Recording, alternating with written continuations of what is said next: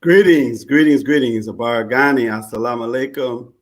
Shel Afiani, Kedu. What's happening? What's going on? My name is Brother Jumoke Ifetayo, and we're here to bring you a very dynamic episode of Reparations Now podcast. Reparations Now podcast is supported by Reparations United. Shout out to Brother Cam Howard.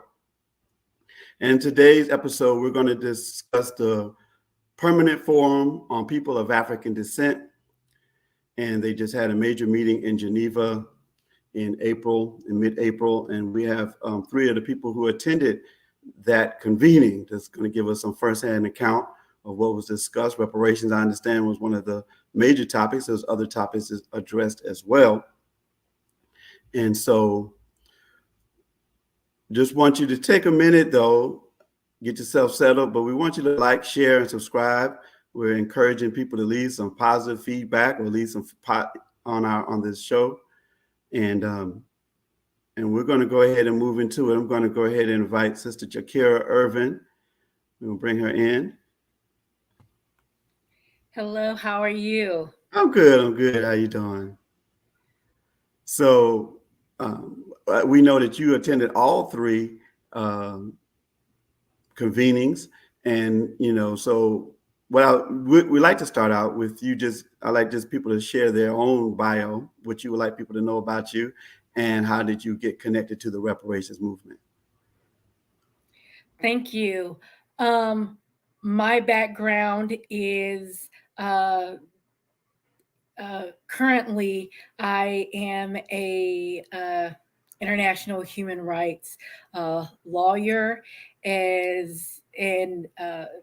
who began in the organizing space. My journey into reparations work is really through connecting myself at Howard University School of Law, where I graduated last year, and really being able to connect to the reparations space through attorney Professor Justin Hansford, who is also a member of the Permanent Forum, who, when I was a student in his movement lawyering clinic, introduced me to the work. And as through Howard University, through that clinic, further connecting me to other great people in the reparations movement, such as Nkechi Taifa, and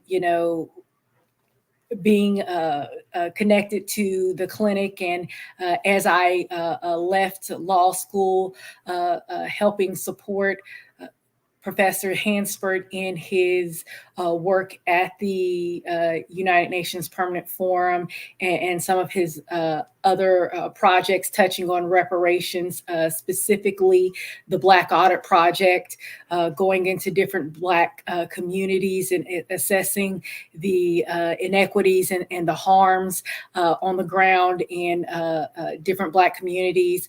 That has really been my immersion into reparations work. All right, thank you. And also, just wanted to on behalf of Reparations Now podcast, we want to apologize on some of the promotion materials. We misspelled your name. It's Ervin, not Erwin, with a V. But so thank you for that.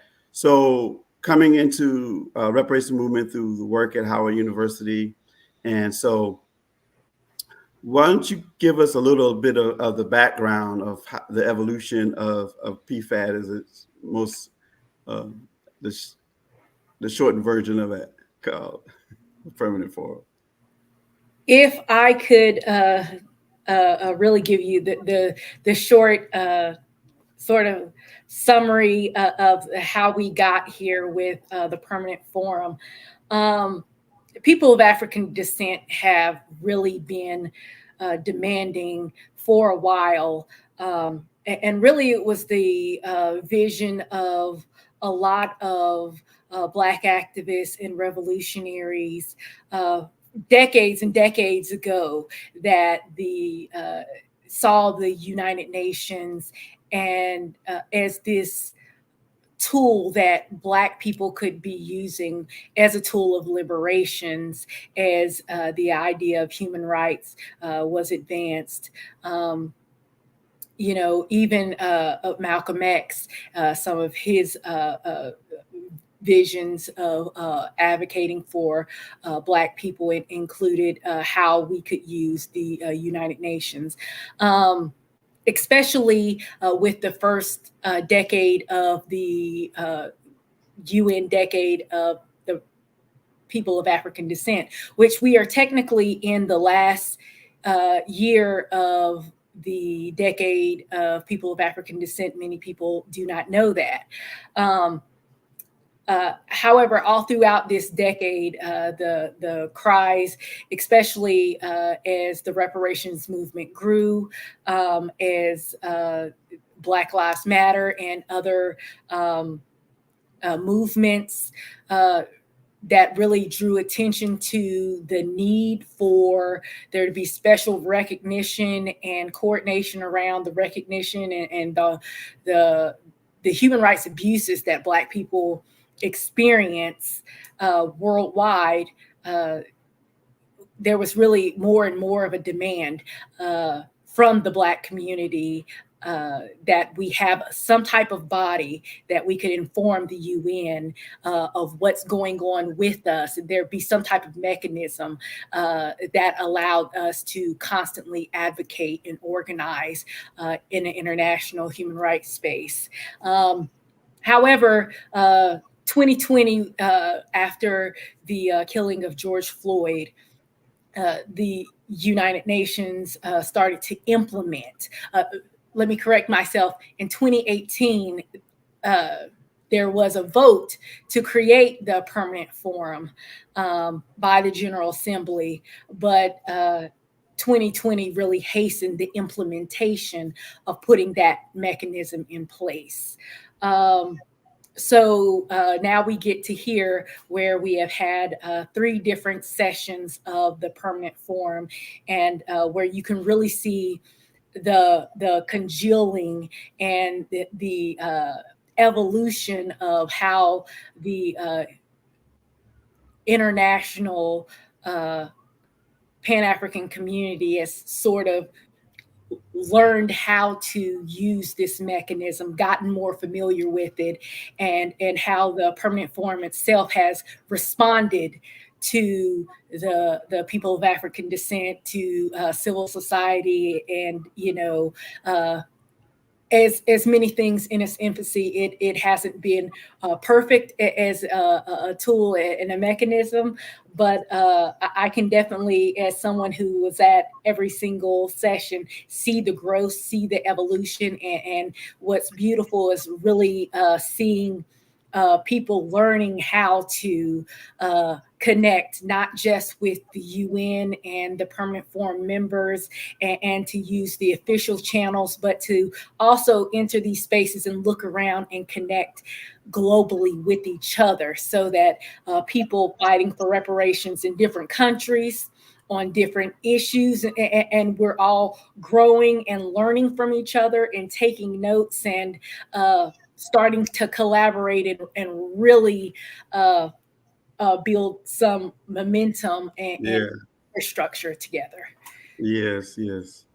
Yeah, that's it's interesting. I was working on this timeline on international aspect of reparations, and it just kept growing and growing and unfolding. I mean, one of the landmarks we could also bring in, of course, would be the World Conference Against Racism in 2001 in Durban, South Africa. There's even been other things prior to that.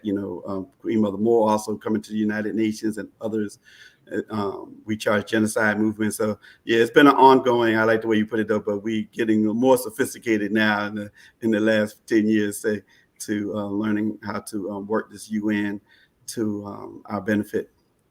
All right, so I want to thank you for sharing that. I want to bring in Sister Kim Poole. Excuse me, Kim, and I know this sister to be artist, activist, and someone who brings art into the space of reparations and social justice movement. And every time I talk to her, she's somewhere somewhere around the world. Like, where is Kim now? And so she also attended the World Conference. She also attended the Permanent Forum, the one recently held, and again, coming from the artist perspective. So we'd like to bring you in and ask, well, first of all, who you are more that you would like to share with the community and your connection to the reparations movement. Let's start there first. Nice. Thank you, Jumoke, aka Mwali Mu Tanzania.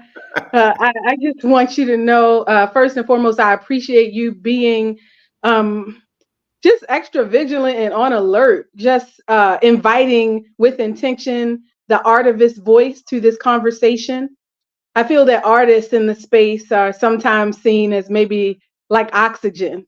We understand how artists help to sustain those connections and create platforms, but we never really bring them to the mic outside of when they're performing. I'm a singer, and I'll say that art is what officially brought me into the advocacy that our organization, the Teaching Artists Institute, now does, not just around the Permanent Forum, but in general around all forms of reparatory justice. And so I too participated in all three sessions. The first session in Geneva, I participated virtually.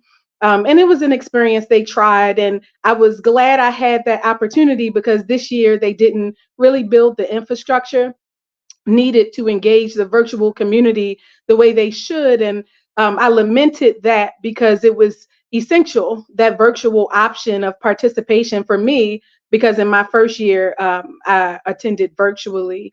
In the second year in New York, attended again with a small delegation, and then this past 16th through the 19th in Geneva. And I was really there to do what the sister just said, connect with the best of us around the world.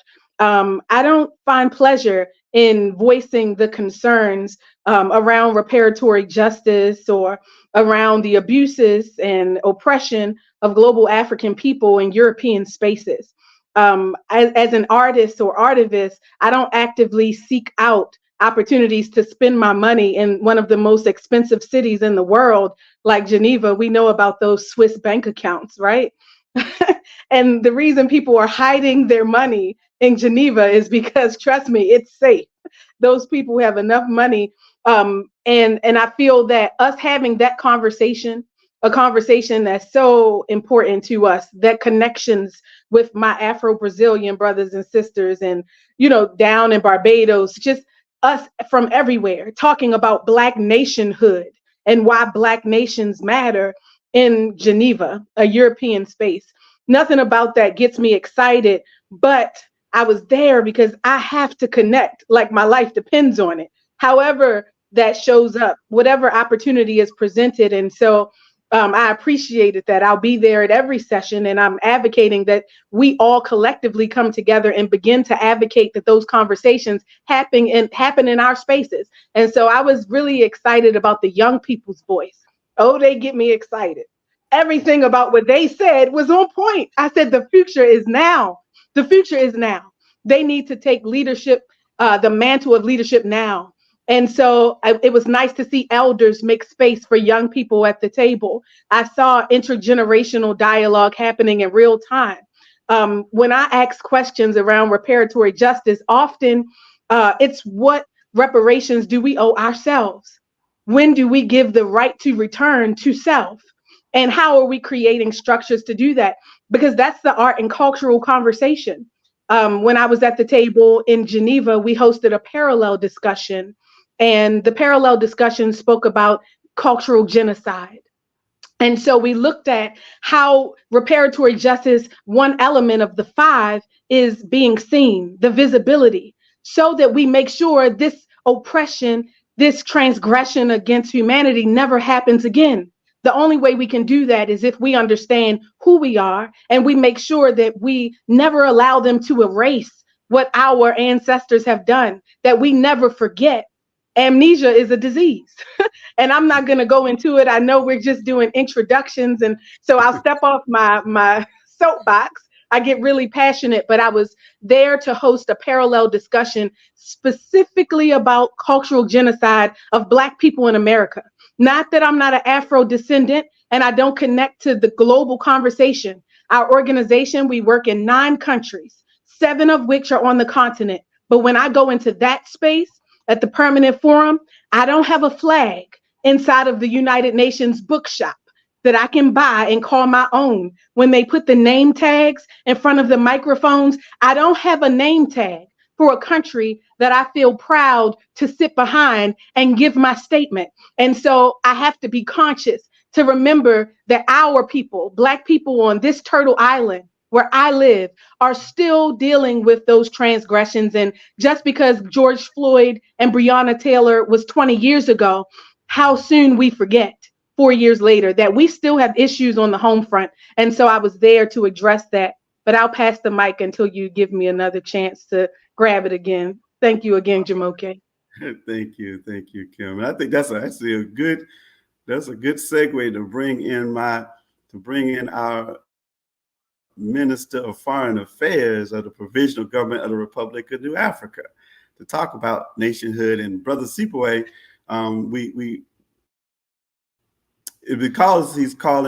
because he's living in Guinea-Bissau, we found that it would be a better connection for him through a landline. So we will be hearing from him through the phone, and you see his picture up there on the screen. But Brother Siphiwe Baleka, how you doing, my brother? Yes. Nsumna, greetings, free the land. By any means necessary. Yes, greetings, Brother Jumoke. I wish I could be on camera with the other guests, but it's more important, I guess, to hear what I have to say than to see me. So thanks for having me on the podcast. Big ups to you and all the work that you're doing in this space. Also to Brother Cam and Reparations United. My name is Siphiwe Baleka. I am the Minister of Foreign Affairs for the Provisional Government of the Republic of New Afrika. I work in a lot of different organizations and wear many hats, and have been since I joined NCOBRA in the 1990s under Republic of New Afrikan legend Baba Hannibal Afrique in the Chicago chapter, and I've worked specifically on right to return issues, those aspects of reparations that cause us to restore our original African lineages, and particularly the legal strategies and arguments. And so this was my involvement in the Permanent Forum. I have participated in all 3 of them. I was present in both sessions, physically present in Geneva, both sessions in Geneva. I could not come to New York, but I participated virtually. And at the risk of sounding negative, I have a very critical appraisal of the Permanent Forum, what it is, what it's becoming. But I think that it's necessary to have some critical analytical thinking, especially since for decades I have been taught by some of our best new African legal minds. I got some formal training through the National Conference of Black Lawyers, Community College of Law and International Diplomacy, which was the only independent Black law school in the United States until it was shut down in the 1980s. It was headquarters in my hometown of Chicago, Illinois. And we were trained at that time to study the United Nations system and its various legal instruments. In the 1990s, they had this new procedure called the 1503 procedure that we used to petition the United Nations. And so my involvement has been to really study the mandate of the Permanent Forum. And in doing that, we discovered that it had the ability to request the preparation and dissemination of information from any of the United Nations system. And that includes the International Court of Justice. And as one of the panelists had mentioned, Brother Malcolm had attempted to bring our case, Black people in the United States, or New African people, to bring our case before the World Court, and this is why he was assassinated. During his time, you had to have a nation state that was a signatory to the ICJ and a member of the United Nations to do that. With the establishment of the Permanent Forum, our understanding of its mandate showed us that the Permanent Forum could bring our case and request an advisory opinion on our status under international law. So I went to all the sessions of the Permanent Forum to invoke this very specific aspect of its mandate, so that the Permanent Forum from the very beginning would be more than just another repository of reports and information that we have been feeding to the United Nations system. Even before its establishment, we did this with the League of Nations. Both Garvey and Du Bois had petitioned the League of Nations before the United Nations. I was hoping to turn the Permanent Forum into a truly activist organ within the United Nations system. And that hasn't happened. And that's because we now understand that the Permanent Forum is the latest refinement of what's called scientific colonialism. And maybe later on, I can explain that. All right. Thank you, Siphiwe. And I should have said in your introduction, brother, you are a brilliant mind in this reparations movement and our New African independence movement in general. Your presentations are just phenomenal, well researched, and you remind me of the spirit of Dr. Mario Bedelli in terms of your work and your passion in this movement. So just thank you, brother. Thank you. Very kind of you. I thank you because I have studied Mario Bedelli, and I consider it a duty to continue the work that he and those that were with him started. So that's great validation. Thank you. Yeah. All right. So Sister Charkera. So we have all three of y'all have been to all three, but just for the average person who probably hasn't been to one, would you say is just a general, scope? What happens at these meetings, at these gatherings? I understand there's over 1,000 people that attended, maybe closer to 2,000. But what's just a general flavor, if you will, of what happens at these convenings and why they're important? Well, sort of the general flavor of what happens is what I would describe as drinking from the water hose. And that is because there's so much going on that, any given person or even group and organization or delegation, it's so hard to keep up with everything and to effectively take it all in. So I will say that first, there's the official sessions that are going on at this point that have gone on for 4 days in the week during the session, and even up to a week before the actual official Permanent Forum session, there are side events being held by different groups, some members of civil society, different organizations, some being sponsored by specific states and state officials. And even in addition to the official side events that are occurring even before the official permanent forum sessions start, they're going all the way through down to the end, even after the official wrap up. So, and if you look at the schedule, you can still go online at the Permanent Forum site and see the official schedule and understand what I'm talking about. You know, there are sessions happening, you know, after the wrapping of each session in the afternoons and the evenings.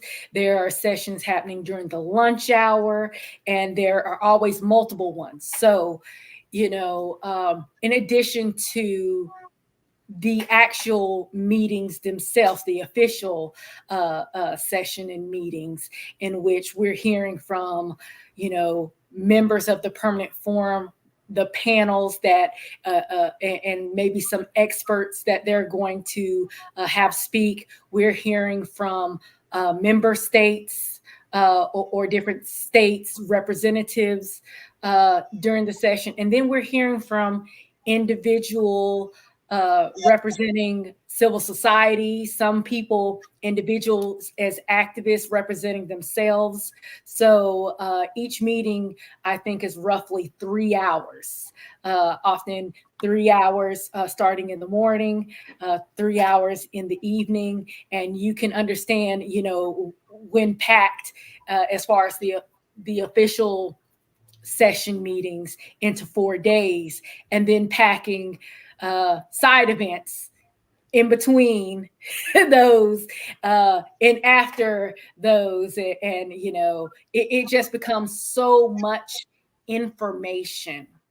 So that's why I describe it as drinking from the water hose. But the beautiful thing, what I consider a beautiful and impactful, is the ability to, as I said before, connect with different nations, different organizations, and different states, or even, you know, within your own country. You know, so many great representatives from civil society were there, from the United States and abroad, and to be able to also hear and build off of each other. I remember I was also part of a side event and hosted and participated in a side event that, you know, talked about being able to build the infrastructure for reparations, being able to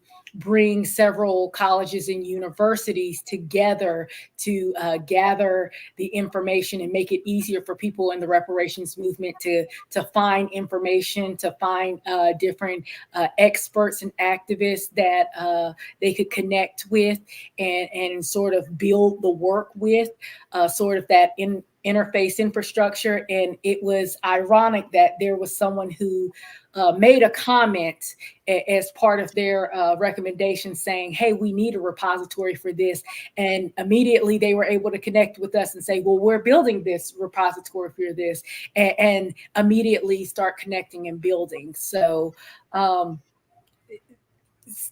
it is a marathon of events, but strategically, it is an attendee really has to try to prioritize, you know, because you can't do it all. That's the first revelation, is that you cannot take in as much as you want to, all the information that's there. So you kind of have to pick and choose, you know, what event you're going to go to, what you're going to attend, and when you're going to step back and maybe, you know, be okay with sitting this one out or connecting with them at another time.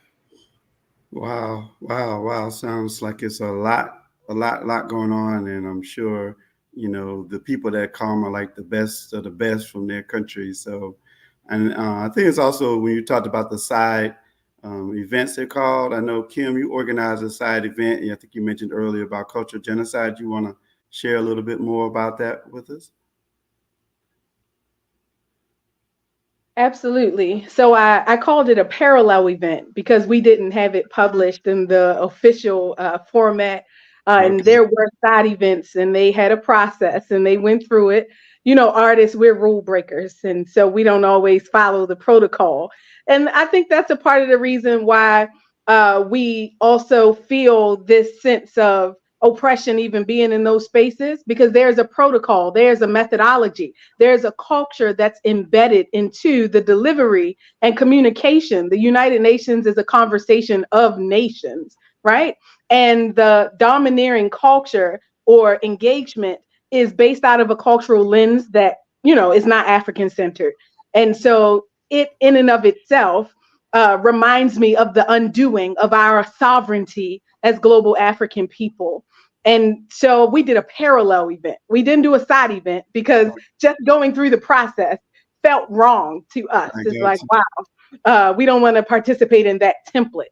Having that been said, our parallel event focused on not just the problem of cultural genocide, but also the solution, preserving and promoting our identity. And that's a part of, I guess, what the Permanent Forum, I would say, the International Decade for People of African Descent, and now the second decade, the recognition.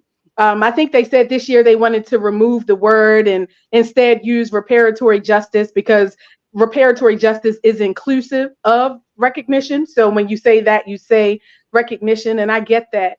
But our parallel event was focused on that, because what I've realized is as we move forward and attempt to build new bridges here on Turtle Island, they're actively undoing legislatively all the things my grandmother did. So we have Florida's Stay Woke Act. In 2020, George Floyd, Breonna Taylor, you know, literally the world had no choice but to watch and sit still, because they said, stay home like your life depends on it. And so what they've been able to pretend or not see, or social media and TV their way out of, they had no choice but to pay attention. And the whole world had to pay attention to Black people in this country and the oppression that we still deal with. And so our event helped us to recognize that in 2021, just 12 months after 2020, that is when legislation was enacted for them to say, guess what? In case you thought that you had moved forward because now you have the world stage, now you have a larger microphone and the world is helping you advocate against this oppression, against this systemic, this school to prison pipeline, against all these transgressions against us here. They said, in case you thought that we were going to make you feel empowered or allow you to continue in that empowered state, we're going to create legislation from here to Idaho to Texas, anybody that will listen, against this, what they called Stay Woke Act. And so now that I watch, you know, the Palestinians from the river to the sea in Gaza be attacked, you know, I just see this same theme. And I realize that once again, the world has been able to shift their attention from the genocide of global African people, especially here in Turtle Island. And I said my side event, or this parallel event, as I've framed it, it has to focus on that. Because as I sit here and advocate for my brothers and sisters in Haiti and mention the war in Goma and Kivu and Congo and what's happening with the Sudanese and, you know, all of these, I have to make sure that we have representation at that table too, because it's easy for our identity to get lost in the whole, right? But we know that Pan-Africanism was born in the diaspora because we had no choice but to be Pan-African, with our language taken, with our religions vilified, living here like refugees, creating these liberated zones, safe spaces for us to discover who are we now in the Creole, in the mixing pot. What does that look like? It's so easy to adopt another identity in lieu of the one that my grandmother built, and the one that she, with her blood, sweat, and tears, made sure I understood. And so I wanted that to get some light and to be recognized. And I also used it as an opportunity to find allies, because let's face it, the United Nations is a European-led and run organization. And so if we're going to have our conversation at that table, who are our allies in that space? We're all in the same boat. Me and my brothers and sisters that are part of civil society that come to these tables to advocate on reparatory justice, recognition, development, they're with me. So where across the aisle do I find allies that already have leverage in this space that they helped to create? Well, we worked with the Women's International League for Peace and Freedom, because we know that 27 white women went and talked to their husbands when they created the League of Nations. And they said, please stop World War II. We feel bad about it. Pillow talk between European women and European men. And then they created the League of Nations, right? So we know that those same women have been advocating against the militarization. They've been advocating, and so we see them at different eras in history. We saw Jane Addams communicate with Ida B. Wells about the lynchings. And she said, well, what's going on? We saw the Coretta Scott Kings and, the Shabazz, his wife, we saw them communicate. So at every era in history. So I asked myself, how are we as an organization, the Teaching Artists Institute with Intention, going to work with other organizations that actually have power in this space, their space, this European space? Because I have to ask myself, what is the value of us being here? I know that this institution in and of itself has no power. So why are we here spending our money? I'm coming to connect with the best of my brothers and sisters that are advocating against the world. And this is a space for us to have translation, because we know the English language is my enemy, the only one I speak. They're speaking Portuguese, they're speaking French. So we've got these translation services on lock. I want to connect with them. What is the other benefit? The other benefit is to find organizations that actually want to support us, actually want to take down these walls, that actually want to help advocate with their microphone for reparatory justice. And so we identified the Women's International League for Peace and Freedom, and they gave us their space with an office right across the street from the United Nations. They don't have to fill out the application to come into the room. They're in what we call special consultative status. We have ECOSOC, organizations that apply through a process to be able to come into the room. Our sister Ervin, she talked about what happens in that space. One part of what happens in that space is applying to be able to participate. And so as an organization in the civil society, you have to go through an application process to go into the United Nations and hear these conversations and make recommendations. ECOSOC is the arm that allows you to do that. And it's a process, but there are organizations that are at the United Nations table that don't have to go through that process. They're in special consultative status. And the Women's International League for Peace and Freedom is an example of an organization of special consultative status that we're grandfathered in. That means that once again, we're at this table and we have different rules to play by because it's not our game. And so once we realize the real reason we're in this space, it allows us to really have access to the largest platform. So our parallel event hosted at the Women's International League for Peace and Freedom, they hosted it. And I brought some of the greatest minds to that conversation with some of our allied organizations, like the Global Afrikan Sheroes Union. My sisters from my Global Afrikan Sheroes Union, they hosted me while I was in Geneva. They paid for my hotel, made sure that I ate. Shout out to my Sheroes that supported me to allow me to have this conversation. To my elder Sheroes like Dr. Beryl Beekman, that make sure I'm on topic, that make sure I know the rules of this game that isn't mine, right? So they were there at our parallel discussion. We also had the aging prisoners with Tomika Shine. She's advocating against the prison industrial complex. And she was there in the space to make sure that she acknowledged how cultural genocide is also them putting our Black wombs in chains. And they're incarcerating Black babies here on Turtle Island because that is a show of power. It's a benefit. It's a benefit that comes with what we call this war on our people. They're showing that we are prisoners of war. So she talked about that, Tomika Shine. We also had the young people. I'll always advocate for the young people. Daquan Lawrence, he was there right over in DC, taking classes at Howard. I think he's going to graduate soon. But Daquan was in our side event, in our parallel event, talking on behalf of the young people, making sure that their voices were heard. And of course, we had that virtual element, which is so important. Dr. Akil Kalafani, he is the head of the Africana Institute at the Essex College there in New Jersey, and he was there. And so we had this conversation, and we talked about how to promote and preserve our identity in the midst of cultural genocide, and reminding those that are allied with us and our organizations that were in the room with us that Black people still got problems. Don't let us come in here with our fancy suits sitting on this board as if we've arrived. We have not. We are nationless. We are refugees on that land, and don't let these American dollars fool you. Our people are oppressed. Please don't forget us as you advocate for global African people and Afro descendants around the world. Okay. All right, sister. I heard that. Appreciate your work. Appreciate your passion. I think we will bring in, so I did want to ask you before I leave you though. So in your parallel event, did you have like artists performing, or was it just more of a conversation? I'm just curious.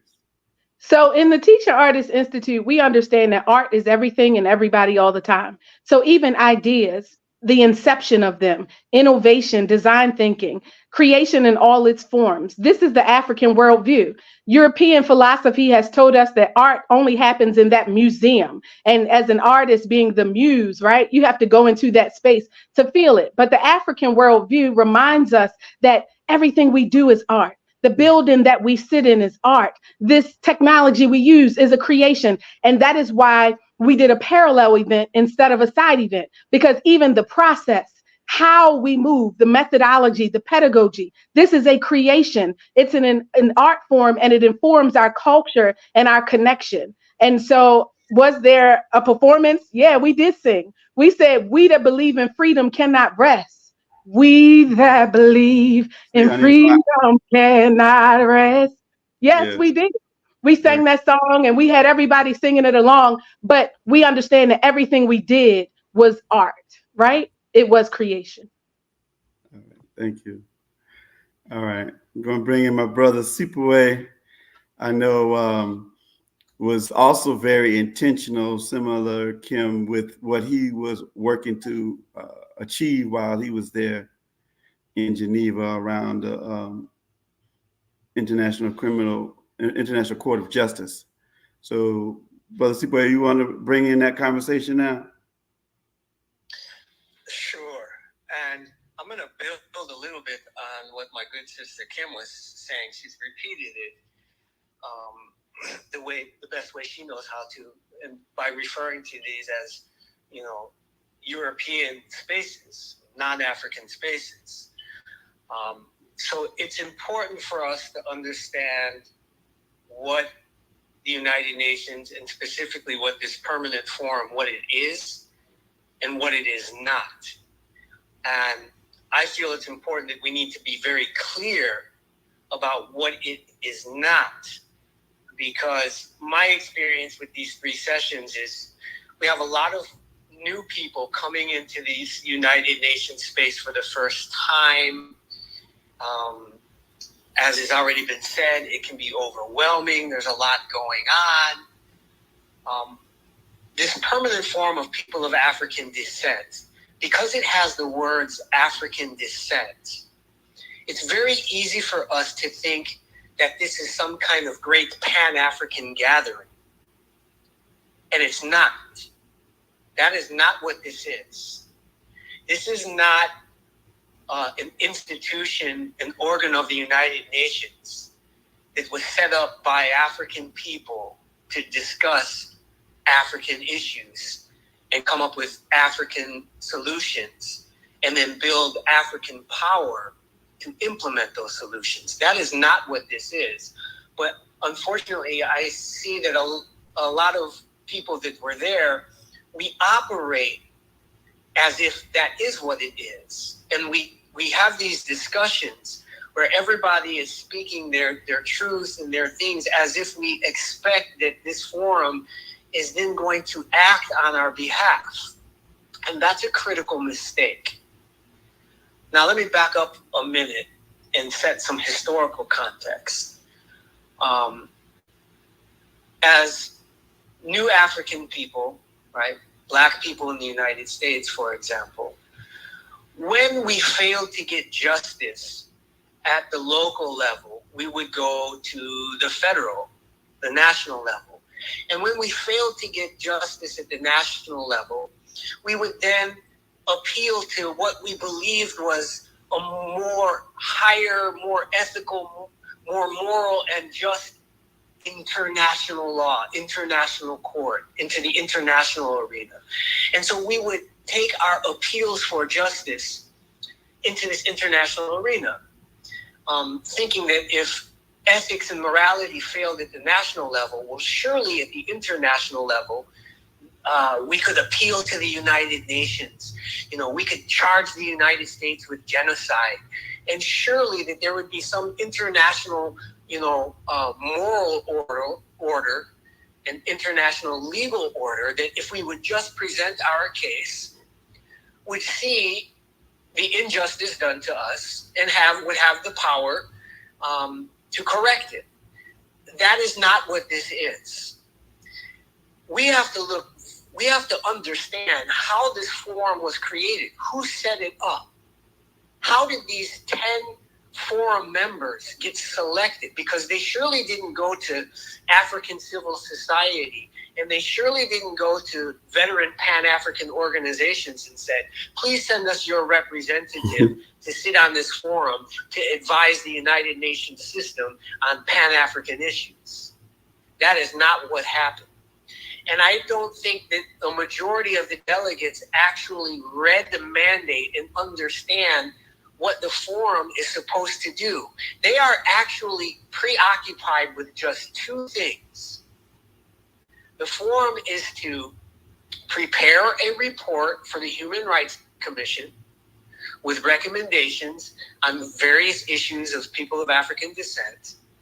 And that they are now trying to produce this new declaration on the rights of people of African descent, some grand manifesto that is designed to replace the Durban Declaration. And that is extremely problematic to Pan-Africanists around the world because the Durban Declaration is considered to be our statement and program of action on what is to be pursued at the international level.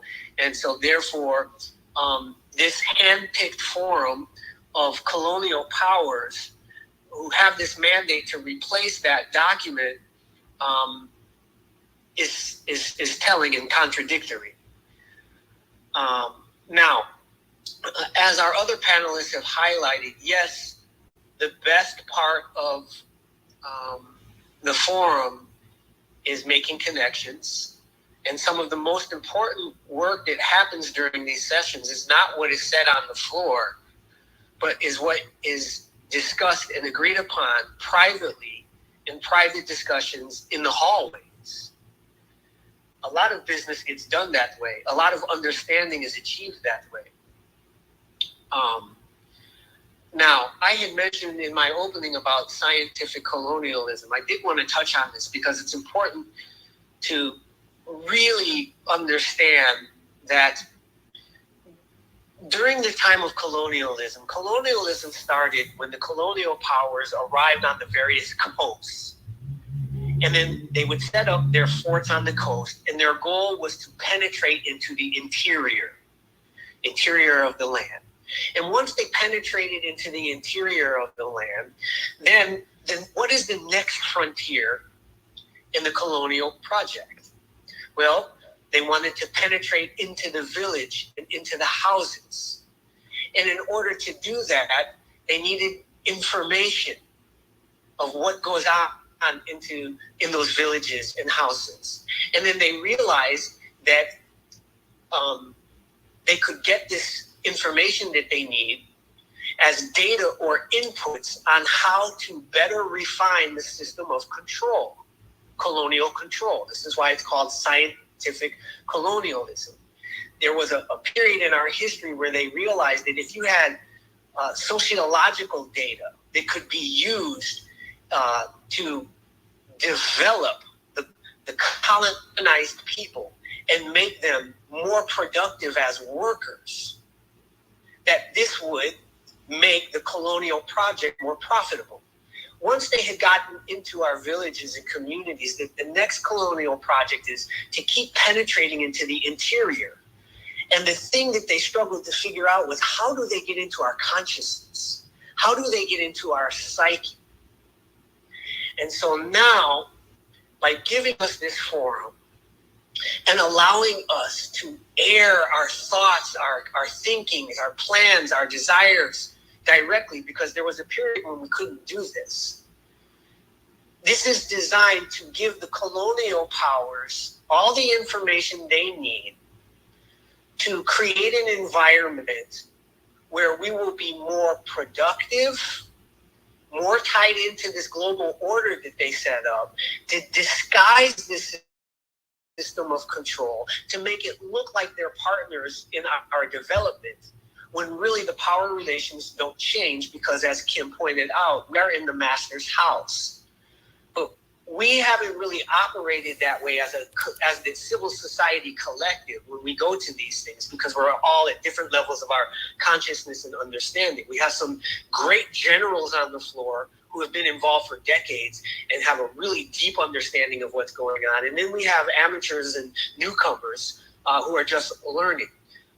But what we failed to do is to really understand the mandate and rally around a few practical, executable actions.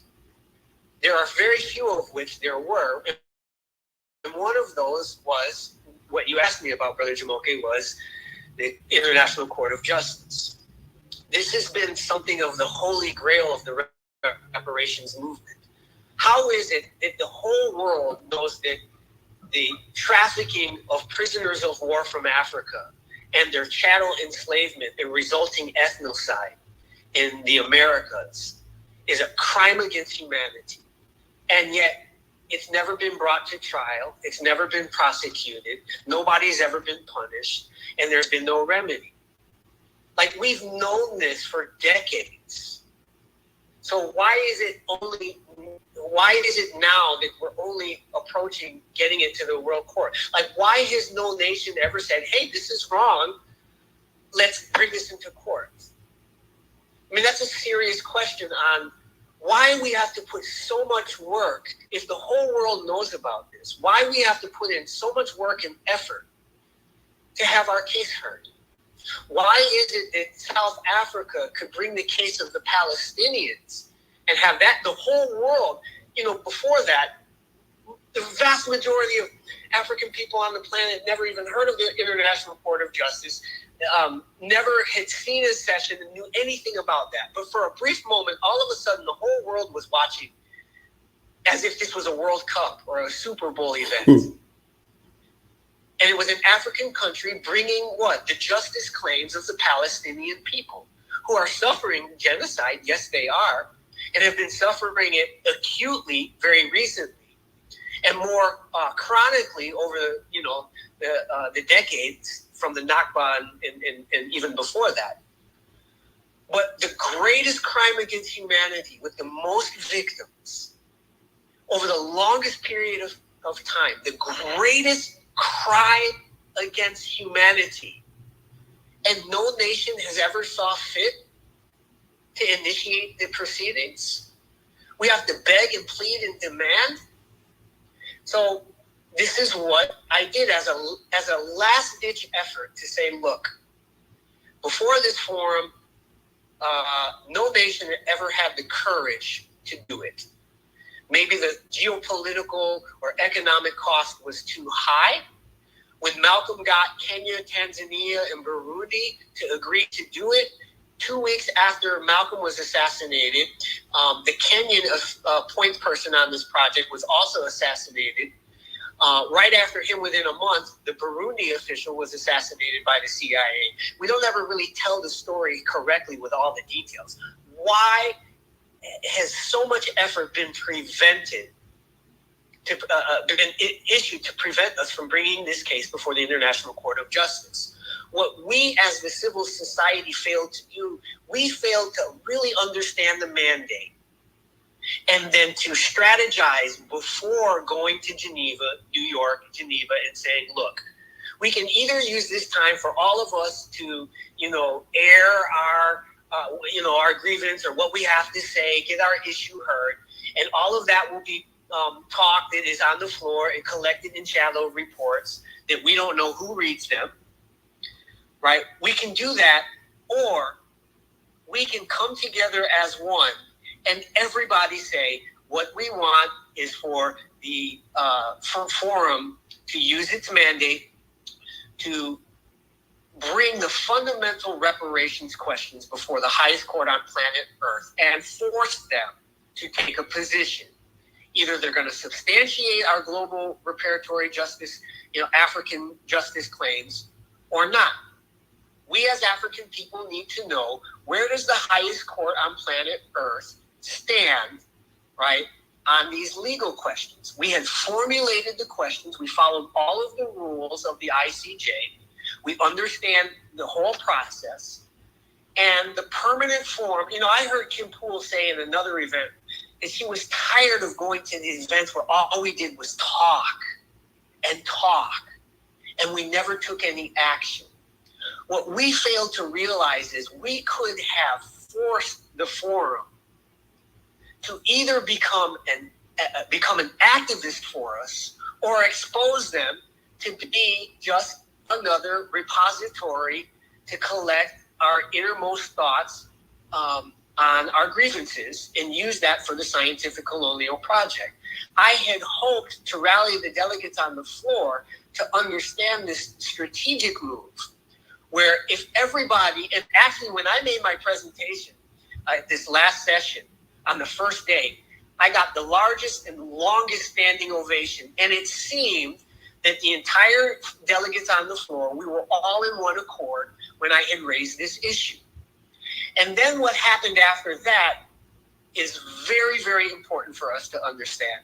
All the delegates on the floor, standing ovation, yes, this is what we want. We want you to use our mandate to do it today. Before the end of this, we want you to sign it and submit it to the registrar of the ICJ. Immediately the next day, what happened was David Commission, the ambassador from Barbados to CARICOM, went on one of the panels. He had the floor for about 12 minutes. He was on the stage, and undermined the very effort that we did on the first day, talking about, the ICJ is inadequate, and what we should do instead is Barbados has proposed this independent tribunal. And so he went off and he tried to discredit what we were doing. And for a lot of people who are not in the know, what was going on was a form of elite capture by the Caribbean nations. But Siphiwe, yeah, sorry. Yeah. I mean, this is really, really, really great information that you're presenting.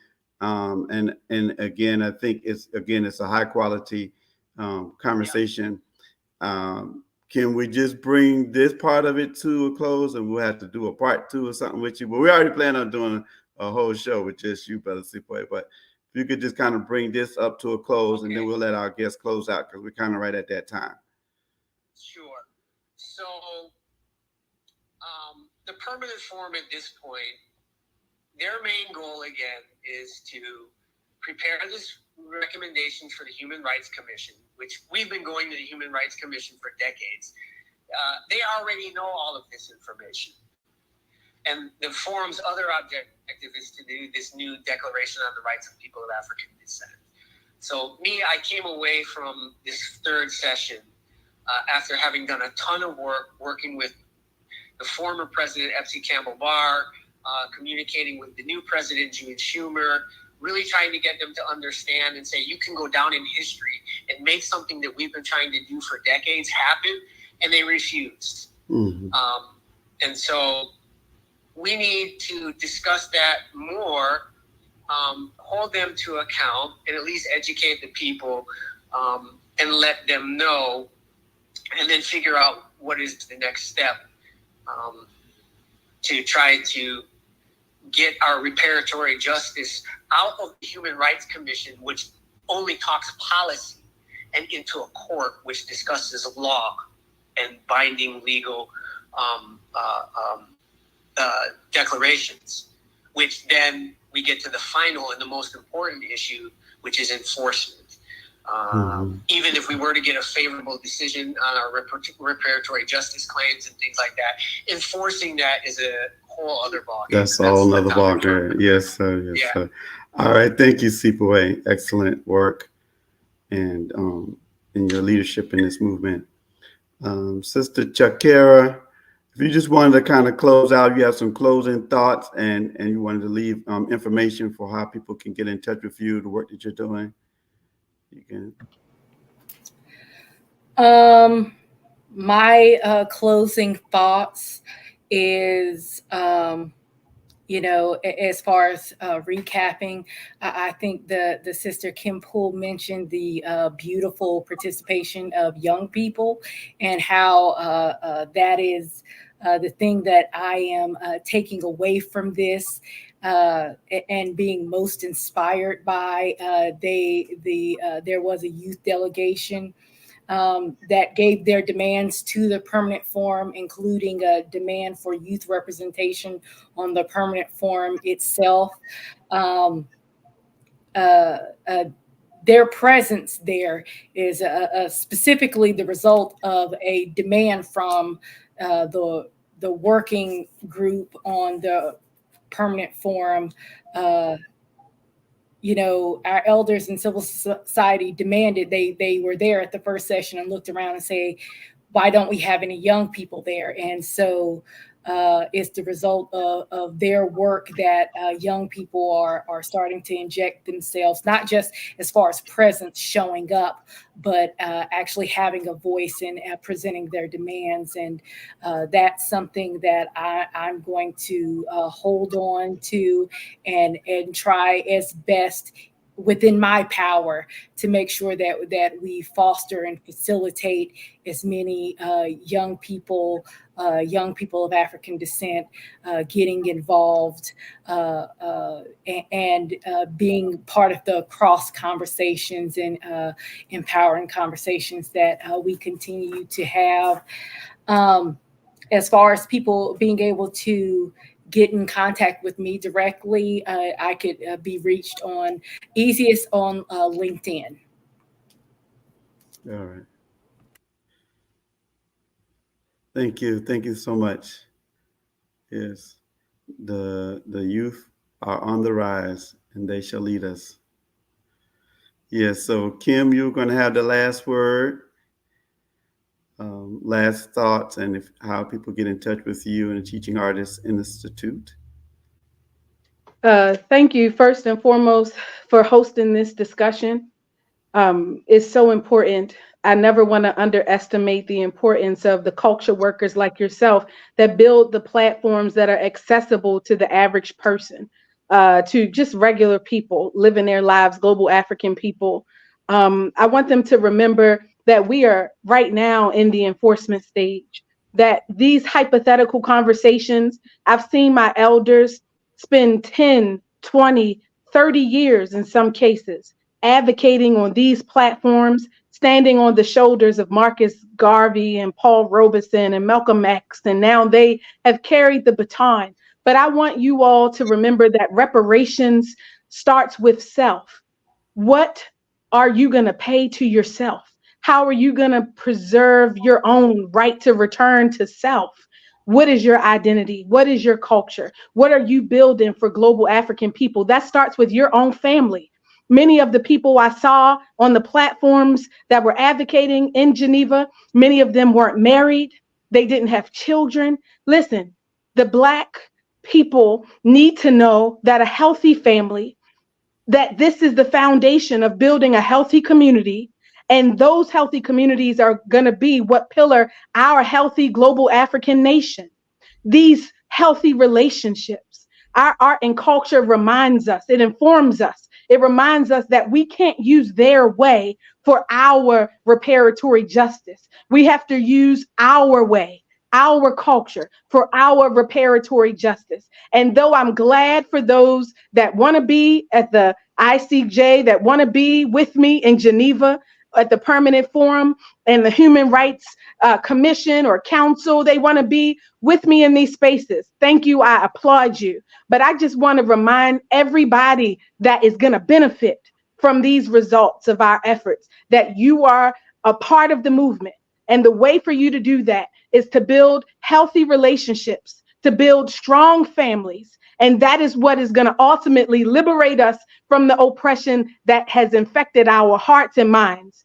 I'm with the Teaching Artists Institute. Please like us on Facebook, facebook.com/teaching artists, one word. Teaching Artists, one word. And if you go onto that platform, you'll hear what it is that we're doing in reparatory justice. And it starts with our right to return to the land. Where is our nation? We need land. We need knowledge of food sovereignty. Water is life. Getting back to the elements and allowing them to inform us of biomimicry and how to rebalance this power shift that has oppressed us for generations. Thank you again, Jumoke. I appreciate you, and I look forward to supporting your platform in the future. Thank you, Kim. Yes, family is the foundation. Three very powerful guests. We want to thank you for watching Reparations Now podcast or listening to Reparations Now podcast today, talking about the Permanent Forum recent third convening that happened in mid-April 2024. We encourage you to leave comments on this show. We encourage you to like, share, subscribe. Again, this show is supported by Reparations United. My name is Brother Jumoke Ifetayo.